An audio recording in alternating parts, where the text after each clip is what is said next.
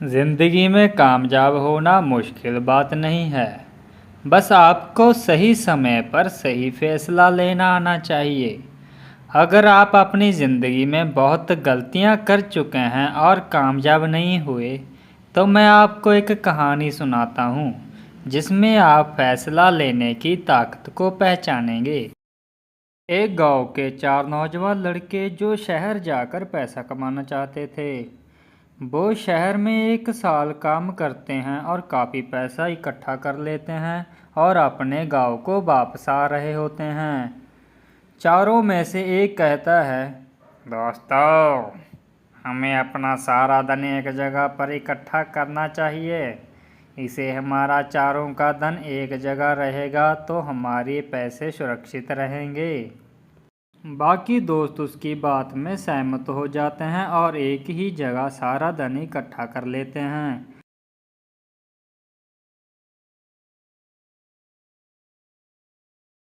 उनको चलते चलते रात हो जाती है और वो किसी सुरक्षित जगह को ढूंढने लगते हैं। रास्ते में एक बूढ़ी औरत का घर था। वो उसके पास जाते हैं और कहते हैं कि माता जी, क्या आज की रात हम आपके घर रह सकते हैं? हम सुबह होते ही वहाँ से निकल जाएंगे। बुजुर्ग औरत बहुत ही दयावान थी तो वो उनको घर में रहने के लिए कह देती है और उनको खाना भी खिलाती है। वो लोग कहते हैं कि माता जी, ये हमारा धन है, ये हमारे पूरे साल की मेहनत है। हम चाहते हैं कि ये आप हम अपने पास रख लीजिए, हम आपसे सुबह ले लेंगे, पर आप इसे हमें तब ही दीजिएगा जब हम चारों एक साथ होंगे। अगर कोई एक आपसे लेने आए तो उसे बिल्कुल मत दीजिएगा।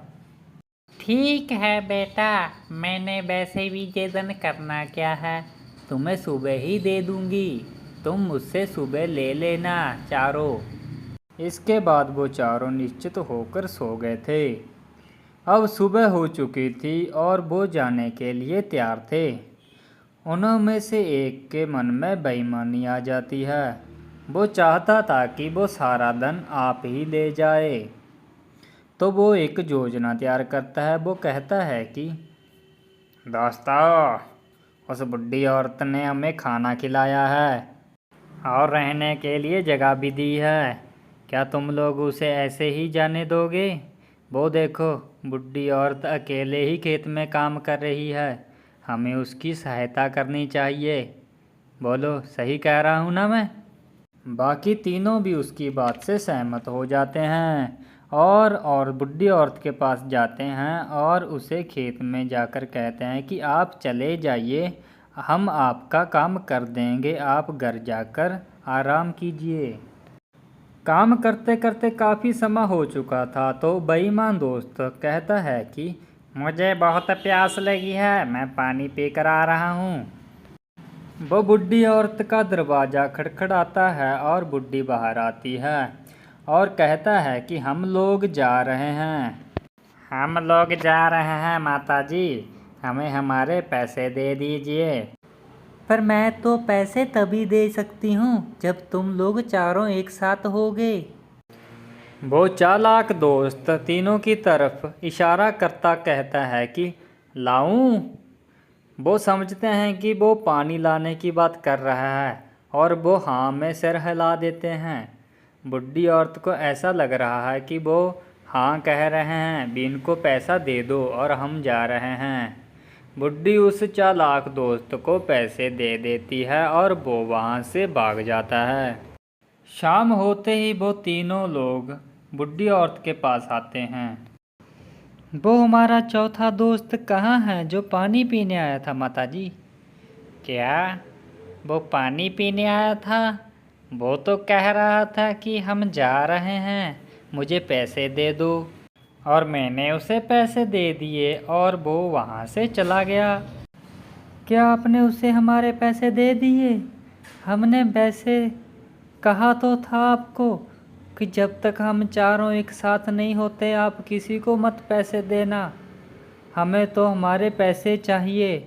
हम सरपंच के पास जाएंगे, पर तुम्हारी शिकायत करेंगे। पंचायत में मुखिया लड़कों की सारी बात सुनता है तो वह बूढ़ी औरत को दोषी करार देता है और उसे 1 हफ्ते में सारे पैसे लौटाने को कहता है। अब बूढ़ी औरत अपने घर को आती सोचती थी कि वो इतने पैसे कहाँ से देगी। उसके पास तो कुछ भी नहीं है, वो तो अकेली रहती है। सोचते सोचते जा ही रही थी कि रास्ते में उसको एक संत दिखते हैं। वह बूढ़ी औरत उस संत के पास रुक गई। वो संत अपनी समझदारी के कारण बहुत ही मशहूर था। बूढ़ी औरत ने सारी बात उस संत को बताई। उस संत ने बूढ़ी औरत की सारी बात को ध्यान से सुना और समझा और कहा कि माताजी, आपकी इसमें कोई गलती नहीं है। उस सरपंच ने ही आपके खिलाफ फैसला किया है। आप ऐसा कीजिए, 1 हफ्ते के बाद आप मुझे साथ लेकर जाना। अब 1 हफ्ता बीत चुका था। सरपंच की पंचायत फिर से लग चुकी थी और संत ने कहा कि सरपंच बूढ़ी औरत को पैसे देने को कहता है तो संत जवाब देता है, सरपंच जी, क्या आपने बात नहीं सुनी? बूढ़ी औरत ने वादा किया था कि जब तक वो चारों एक साथ नहीं आते तब तक पैसे नहीं देगी। और ये तो 3 हैं, इनका चौथा दोस्त कहाँ है?